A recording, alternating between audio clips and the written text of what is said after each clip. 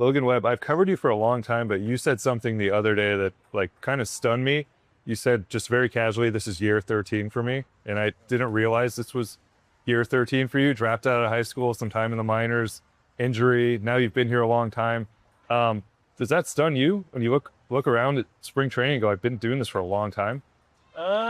Yes and no. I feel like I end up thinking more just like my family, like my wife, now my daughter, right? It's her second spring training.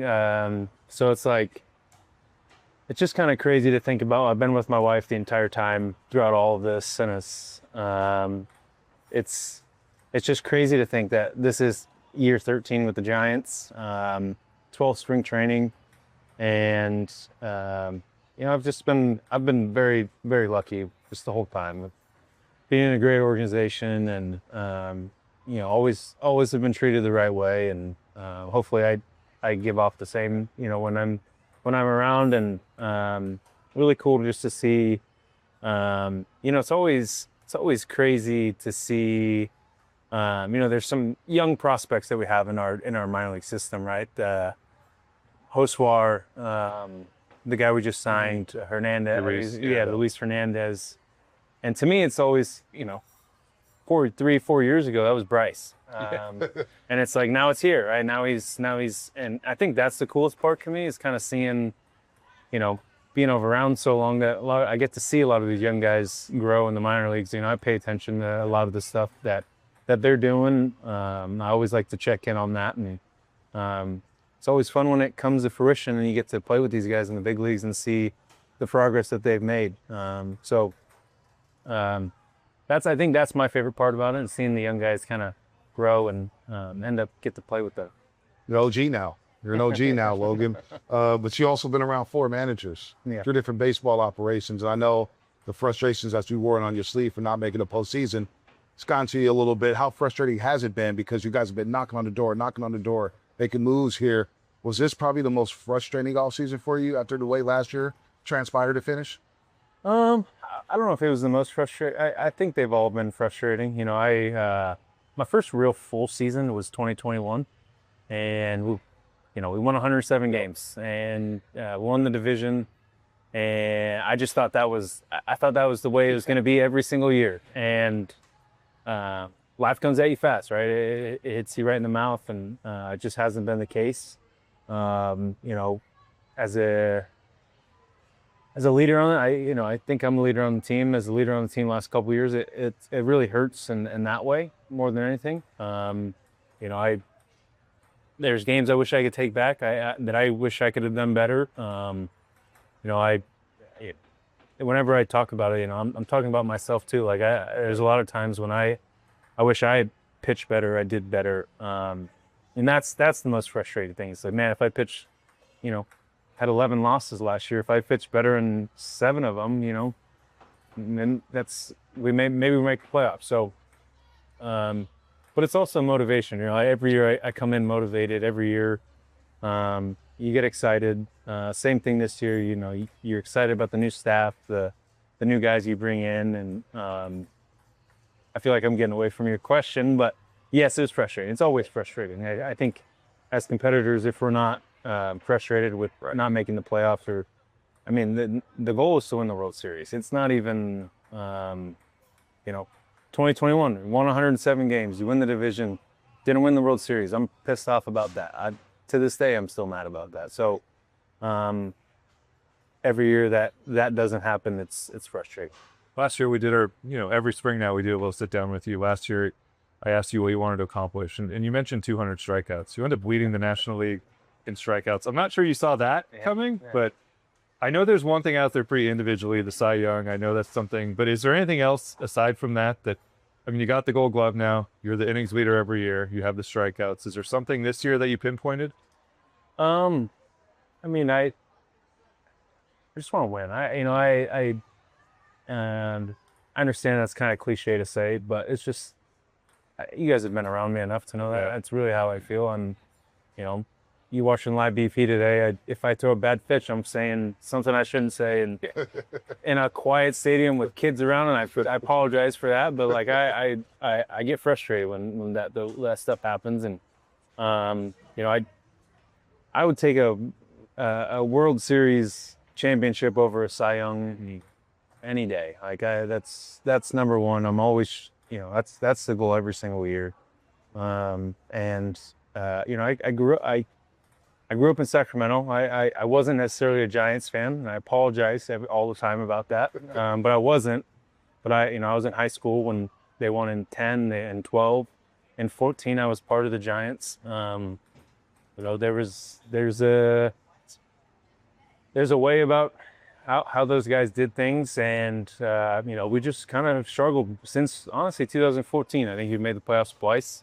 I wasn't a part of some of those teams, so I'm not talking bad about that, but you got to get back to that, and that's just the way it should be. The Giants are a storied franchise, one of the best franchises, not only in baseball but in sports, and we should expect to win every year. You're pitching for Team USA this year. You moved Skeens and Skubal. Right around the time that happened, and I don't know what the shredder is, but MLB Network has their shredder where they do their top 10 of every position. They put a list out, and you weren't on it. And it struck me as, even though you're pitching for Team USA, even though every year you're top 5 Cy Young, there are still some times where I think people look at it and go like, that's the innings guy. That's the, how do you feel you're perceived within the game? And I'd be curious, how do you think you're perceived with some of your peers? Because obviously, I know you're close with a lot of these guys. They have you on Team USA. Like, how has that changed for you the last couple of years? I feel like that's a question for those guys, right? I don't know how to really answer that. I hope I just want to go out there and compete. I'm trying to do my best every time I go out there.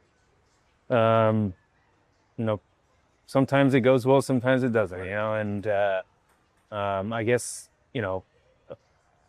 I've kind of beat on this a lot, but I grew up in an era where, like, I know I wasn't a part of the big leagues, but even in the minor leagues, I was supposed to throw 100 pitches no matter what, and go out there and throw innings. And when I first got to the big leagues, it was Shark, it was Bum, it was Johnny, and guys that threw 200 innings every single year. And I think that's, I think in baseball, that's, people respect that. You go out there and do your best for your team as much as you can, and throw a lot of pitches and innings, and that's really all I'm trying to do. And sometimes it goes my way, sometimes it doesn't. That's baseball, and I guess like kind of like the shredder stuff. Like my dad is a big MLB Network fan, so he's, even if I don't see it, he'll tell me about it, right? And it's all opinions, right? Maybe I wasn't on the shredders top 10, but all the other analysts that they're talking about, I was on. So it's all opinion based, and I hope I watch it now for my other teammates, and I see like Chappie was 4th where he should have been 1st. Like Raffy was up there, 5th where he should have. I think those guys should be higher up on the list, and I hope they feel that way about me, right? But at the end of the day, it's kind of question to them. And, Well, do you hear from other guys, because it is a lost art now to throw innings, and I'm sure some of these guys would love to be able to do that, and maybe are being held back at times. Is that a conversation you have with other aces when you're in all-star settings, when you're in Team USA settings? I feel like you get in those settings, you really just talk about like more like pitches or drips or stuff like that, and you're just kind of saying hi to each other. I've gone to 2 all-star games. Chris Sale has been there twice. I love that guy. Like I wish I could share a clubhouse with that guy every single day. It's just like those types of interactions. It's not necessarily like they could say the innings things, and I could say I wish I could throw 100, like like you guys. So it never really has gotten to that, but it's always fun to see these guys. There's a lot of stuff that goes into it. There's prep routine, there's scouting, and when I'm in these settings, that's what I'm trying to look at. That's what I'm trying to learn from, right? I think it's the best in the game. I got to pitch with Justin last year, who is the best pitcher of the past 20-something years, and just watching him every day, like what he does, and learn as much as I can. That's the stuff you try to learn from. And I hope, as a pitcher and a player in the game, you hope you get to that point where guys lean on you like that and think about you like that. Yeah, we'll get to that a little bit later. And obviously, you brought up your dad. I can see him liking tweets now. But this is his first talk radio. But I want to get to the manager. Obviously, Tony Vitello, hired by their organization, a big time talking point this year in baseball. It's unprecedented, right? Coming from the University of Tennessee to the Giants. When you heard that he was possibly going to be your manager of the Giants, what first went through your head when those rumors started to circulate? I never played college baseball. I was drafted out of high school. I've heard horror stories about college baseball, you know, the running and the weight training. So the first thought that I had was like, man, if I miss a PFP, I'm going to have to run a pole, right? Stuff like that. But obviously that hasn't happened. But no, you know, I don't really follow college baseball, which is funny because one thing that Tony says is he doesn't follow professional baseball. And it's like, it's really funny how that kind of works. And like I probably watched one college baseball game in the past 5 years. And I think it was because Paul Skeens was pitching and I was like, I wanted to watch this guy throw. So I didn't know much about it. I've seen all the videos. Obviously I played with Drew Gilbert, so I get to kind of see the way that they play baseball. And it's exciting to see, like, I think he's going to bring in energy. You know, a big emphasis last year towards the end of the year was I really wanted guys to just kind of be themselves. I want them to, you know, if you have a way of celebrating, which baseball is a weird game where if you do one thing, you know, a lot of people might not like it, but you could be the best guy in the world. It doesn't matter. But I want guys to do what they want. Drew Gilbert, be whatever you chew on someone. Yeah, chew on Robbie Ray shoulder. Like, do all that stuff that you want to do. Because at the end of the day, like, we play a lot of games. We're with each other for 7 months. If you were to get into a situation and for 7 months you were told to try to be someone else, it's probably really hard. Right. And I want these guys to act how they are. Like, be yourself, be you, and who gives a crap what others think about you. Tony's very much that. Right? I think he's like, who cares what these people think or that person thinks. I think at some point there is a respectful way of doing it, but I think that's what he'll bring the most is be yourself, do your stuff. What was the initial conversations you had with Tony when did get hired with the Giants?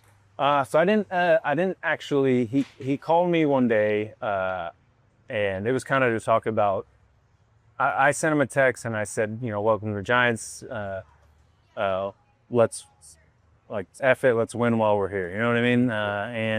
And called me one day, kind of talk about some pitching stuff. And I told him I was in Nashville actually for a wedding. And I was like, hey, are you here by chance? And he was. I think he has a place on Broadway. So, so he was like, hey, I'll meet you at this time at this bar. And we ended up, it was hard to hear each other, but we talked for a long time and it was a blast. And that's when I just knew, you know, the competitor that I am, he has the exact same. Talked a little football too, right? A little bit. A little bit. What was the football conversation like? With Tony? Yeah. He was just kind of asking me about me, like how I kind of grew up around football. And I think if you're a coach in any sport in the SEC, I think football is kind of ends up being the number one thing. So, you know, and it's cool, you know, listening to meetings and talking to him. There's a lot of talk about, you know, Nick Saban, you know, some of these amazing coaches that you hear about, and very much similar to that. And so that excites me. I love football. I like the, you know, I grew up with coaches screaming in my face. Baseball is a little different where that doesn't really happen. But I told Tony from the get-go, I'm like, you want to scream at me like I'm a football player? Like, I'm all for it. Yeah. Well, you have a football jersey this year, don't you? I think that's on the promotions list. Yeah, so, yeah. Were you involved in that? I was not, but I am excited about it. It's closer to Raiders colors than Niners colors, I believe. It's black. It's black. It's Closer. Just a little orange. Yeah. Okay. Well, he's the Raiders guy. I know. But number 62. Yeah. Why number 62? I've been here for so long. I'm not gonna lie. I put it on, and we were doing NBC, or not NBC Sports, but it was the Giants Productions, the Magic Box that we have. It's really cool, actually. But I put it on and I'm like 62. I was like, I got to get in the center stance, right? Like a lineman stance. This is the lineman number. But yeah, I'm super excited. I've actually had a couple. I think they did post it already or something, because I've had a couple people reach out and say, hey, you got to save this for me. Yeah. Get me one. And I was like, trust me, I'll have about 200 right at the end of it. You mentioned Justin, and earlier this spring you brought up a couple things that he had taught you. Now that you're further away from it, is not your teammate, what really stands out about that, and what did you take away from that year? I mean, I think from the start of the spring through the end of it, he was mentoring you guys. What did you take away from that year with him? Yeah, you brought up the leading the league in strikeouts, which I don't think anyone saw that coming. I didn't see it coming. A lot of that had to do with Justin and the way he attacks hitters, the way he's reading swings, the way he scouts, the mentality that you need to bring to do that sort of thing. That was Justin, and also Robbie. Robbie's one of the best strikeout pitchers in baseball. Has been his whole career. Talking to him about it, obviously I do things a little differently. Like I have to kind of set things up. They don't. They just kind of throw it and it's nasty. And but yeah, Justin, for me, they talk about when you get up to big leagues, you kind of learn how to be in the show, right? I think Justin to that level, like took it to another level where it's like he shows you the just the kind of great things about life and sports, and I couldn't be more thankful for him. And he knows this. I mean, I don't want to get too sentimental.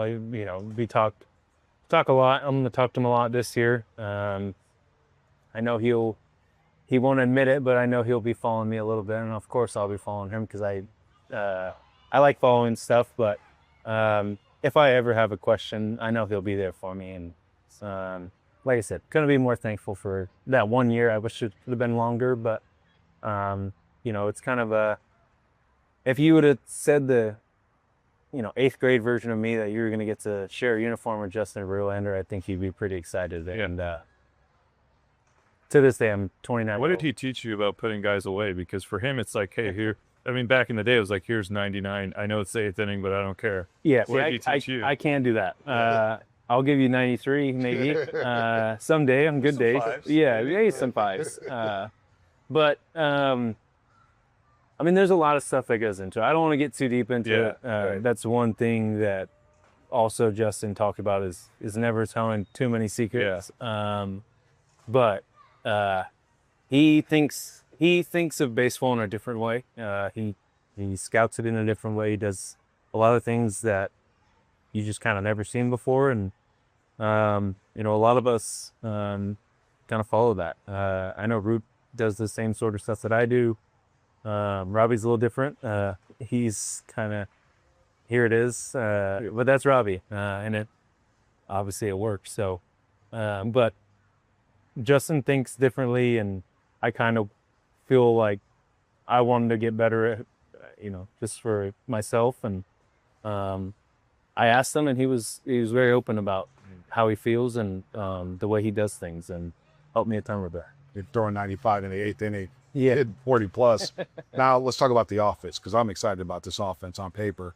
You get a full year Rafael Devers and Luis Arias coming over, who doesn't strike out. I think he struck out like 70 times over the last 2 seasons. What does that feel like to have not only some more power, but also a contact hitter like Luis Arias who gets on base? Yeah, I mean, obviously we get Rafi. We're super excited. Last year, I know we didn't play well initially after that, but I can tell you right now, the minute we got him, we thought we were winning the World Series. Like, it's like we're getting a guy like Rafael Devers. He's a top 10 hitter in baseball every single day. And when you add just a presence like that, you face teams. I scout teams, and there's a guys like Rafty or someone like that. You think about it differently, and Rafty's that type of guy. And now you had a guy with Luis in there. I don't like facing Luis. I think I've made that known. It wasn't fun at Oracle Park looking up, and it was like 10 for 12 at some point, and it was like, man, it says like 850 against me or whatever it was, and I'm like, that's I knew what it was, but then you're in the moment, and like you're looking around and you see that, and you're like, well, I'm bet you he's pretty comfortable in the box right now. And I'm sure there's a lot of pitchers that feel that way with Luis, and you just don't see it very often anymore. Guys don't, not knocking them. It's just kind of the way baseball goes. But not a lot of guys hit 300 anymore. Not a lot of guys are very contact oriented. So it's like it's fun to have him, and then just excited for the rest of the guys. I think you get a healthy Matt Chapman now. There's Jung-Hoo, healthy Jung-Hee. Willie, I think, is just getting more and more comfortable. I don't want to miss anybody, but no, Harrison Bader's here. You gotta ask, like, this lineup maybe is deep. There's a lot of guys. I've talked about it amongst ourselves, but I'm very excited about Ramos. He had a kind of a breakout year 2 years ago, and to be honest, like I know you ask him, he'd probably be disappointed about last year. He still had a pretty dang good year offensively, and I think the ceiling is really high, and I wouldn't be surprised if that guy shows up and hits 40 home runs. I think there's and I think there's a lot of, you bring in a new staff, you bring in new hitting coaches. Just talking to Hunter, the guy's brilliant. He's going to do a great job for us. You kind of saw what he did with the Blue Jays. I'll tell you right now, that was not a fun team to face in Toronto last year. I think we ended up having 3 strikeouts in 3 games against those guys, and a lot of it has to do with Hunter. I'm not taking anything away from the obviously great hitters, but Hunter's just a brilliant baseball mind. You talk to me about game planning and stuff like that. I think he's going to be great for a lot of our guys. Paz and I had talked, and everybody around the ball club so far. I know it's very early, but it feels like this may be the deepest your lineup has been since you've been on a major league roster. Even when you guys won 107, had a great season, hit a lot of jacks. But when you look at the talent man for man, how confident are you in this lineup, looking at it saying, man, we could really score some runs? It takes some of the pressure off you guys starting. You're pitching these 1-0 games into the 5th inning and this high stress pitches. What does that do for a guy like you? Yeah, it's awesome. First off, I would like to say, I never would like to compare the two, right? I think that year was pretty special, right? Can't take away. I mean, Buster Posey is an MVP candidate. Brian Crawford finished the sports and MVP that year. Belt, I think if he stayed healthy, would have hit 40 home runs that year. I could keep going on, but yes, I definitely think this lineup very much stacks up with that lineup that we had. Obviously always exciting as a pitcher. Not only when I pitch, but just watching it, I think is very fun. Can you give us a rundown of the 3 pitching coaches and completely different? It seems like in a lot of ways, but Frank's the whole soul and been doing this forever. He's the development guy, and then Justin, new pitching coach, and Christian Wonders, who's kind of the. Don't forget Jesse Chavez too. Jesse Chavez, Jesse as well. I just assume he's going to go to the Braves. No, the 4 pitching coaches. What should Giants fans know about them? They're all awesome. They all are very different, and in a good way, right? I think you have to have that sort of thing. Frank's been awesome. I haven't gotten to talk to him too much until about a couple of days ago, and he was watching our bullpen, and I had a blast with him. Justin's fantastic. Knows his stuff, knows the game, knows everything you need to. Ton of feel. I know that's it's a big word with baseball players, like just the kind of feel. And obviously you got Christian, who's the he's the analytical guy. He's got everything that you got a question about anything analytically, which is it's a big part of baseball nowadays. You saw it today. You're watching the look up and you see all the numbers on there. Like if I have a question, I'm trying not to look at it while I'm throwing, but afterwards, if I have a question about, hey, why'd this do that or why'd that, he's your guy. And then obviously you got Jesse, who's he's kind of like he finished last year, right? And who knows, Braves might call him, he might go pitch a couple innings, but maybe we can have all. Yeah, we can call him. Yeah. We're down bad and need a couple innings, so I'm sure Jesse would do it. But Jesse's that guy that he has literally done every role that you could possibly think of, and I think that's important because I've been very blessed to be a starting pitcher pretty much my whole career. I had 1 year where I was kind of going back and forth, but I have a defined, like, I know I'm going to pitch every 5 days. A lot of these guys don't. You might throw the 8th inning one day, and then 2 days later, you're the mop-up guy for 5 innings, or you wear it and you get sent down, or something happens. It's pretty shitty, to be honest. Like, it's a shitty way of thing, like how it happens, but it does happen, and that's just kind of part of baseball. And I think Jesse can be that guy that, he can say, look, I've done this, you'll be okay, or you'll get through this. And look back, I don't know how many years Jesse played. I think it was a lot. 18 years. 18 years, right? So it's like, no matter what kind of shit stuff, sorry, like you're saying shit. We got a dumb button. Don't worry about it, Logan. We can bleep it out. No matter what you go through, you'll get through it. Last one for you here real quick, Paz. We sat down with Chappie and Willie Adames, and Willie brought up how Chappie recruited him to the Giants and was letting him know during his free agency year, like, hey, come to the Giants, we're building something here. Chappie said you did it first. You started recruiting. Do you remember that? I do. I've known Chappie for a long time now. I think we were 2022. We had a lockout, and we're throwing live ABs in the middle of March. He was one of the guys out there. I knew him before that, but I don't know if he wanted, but he told me, he's like, hey, when I'm a free agent, like, come get me, or whatever it was. And obviously I was like, yeah, of course, dude. Like, if you want to play with him. And then kind of the situation came up, and they asked me about him, and I said, look, I think at the time one thing we were lacking was like a true voice, true leader. Chappie has great leadership skills, and same with Willie. And I was like, this is a perfect fit. And we were kind of going back and forth. I know he was, I don't know if you know Chappie, but he's also very competitive, very antsy. Like, seeing him during that time when he wasn't signed, or stuff like that. I'm trying to, we're trying to finagle our way to, like, get him here. Just, it was cool. I'm extremely happy that, I don't know if we do captains. I know when was the last time the Giants had a C on the chest? I think Chappie, if there's anybody in our organization that deserves it, he's one of those guys that,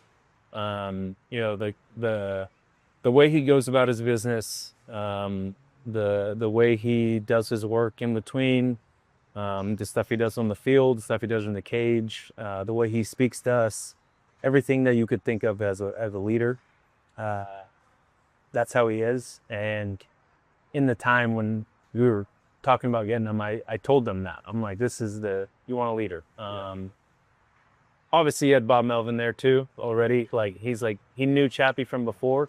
And I think from the minute Chappie got up, and I think it was 2017, don't want to get their year wrong, I think he was like that already. And Bob knew that. He was like, hey, this is the guy. This is the guy we need. I'll finish with this because you talked about it at the start, how you really just want to win a World Series. Yeah. You got a taste in 21. You were really good in that division series. How much do you think about that? And when you're watching the postseason, how much do you just want to get another shot at being on that mound, no matter who it's against, what series, just another shot at the postseason? Yeah, I think there's, if I could explain it in a certain way, there's a feeling that you get. I've only done it once, twice, because I pitched in 2 games, but there's like a feeling, a type of adrenaline feeling that you get, that I can try to tell myself to do it for a regular season game or whatever. You just can't. It can't match up to that. I actually did it 3 times because game 162 was kind of like a playoff game too. Yep. Did a homer. Yeah, I did. Yeah, I mean, I can see it with those guys. I'm very close with Blake Snell. I got to talk to him kind of throughout the playoff last year. And his experience, he'd already pitched in a World Series before, so he knew the feeling. And yeah, it's just like it ends up being like a jealous, type of feeling. It's like, man, I wish I was out there. All of us feel that way. We don't. I know I've said this before. I know I said it the other day. Like, I'm sick of being 500. I don't want to lose. I promise all the fans and everyone. Like, I care just as much as you guys do, like probably more. It's the same in the clubhouse. All the guys feel that way.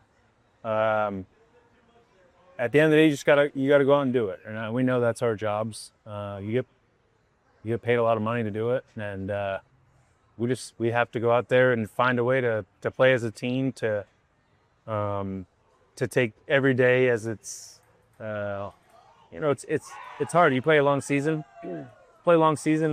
There's times when it's your third city on a long road trip. Right. How do you find a way to like get up to that game or do this? And I guess I'm kind of different because I play once every 5 days, but it's a little easier for me to get up for the one game I have to play. But that's something that I think Tony's going to help with a lot. There's going to be some enthusiasm. There's going to be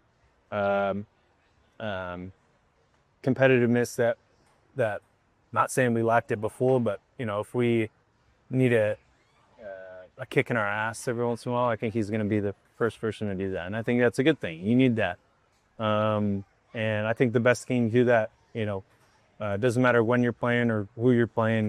There's an intensity that you bring every day, and there's a mentality you bring every single day.